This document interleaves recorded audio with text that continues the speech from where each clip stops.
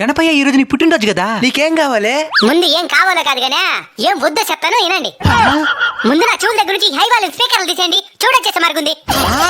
మీకు నిజంగా పాడాలనిపిస్తే ఒక భక్తి పాట నేర్చుకుని పాడండి, పరవశించిపోతాను. తాగి గుళ్ళో దర్శనానికి వెళ్తారా? అమ్మమ్మ, మరి నా మండపం కూడా గుడితో సమానమే కదా, మరెందుకు తాగొస్తున్నారు? తాగి నా ముందు ఆ డబుల్ మీనింగ్ పాటలకి గంతులేయడం వల్ల నన్ను తక్కువ చేసిన వాళ్ళు అవుతారు కానీ నా భక్తులు అనిపించుకోలేరు. ఇంకోటి, ఉన్నంతలోనే ఉత్సవాన్ని జరిపించండి. మీరు ఎంత పెట్టుబడి పెట్టారనే దాన్ని నేను చూడను, ఎంత ప్రేమను పెట్టారనేది మాత్రమే నేను చూస్తాను.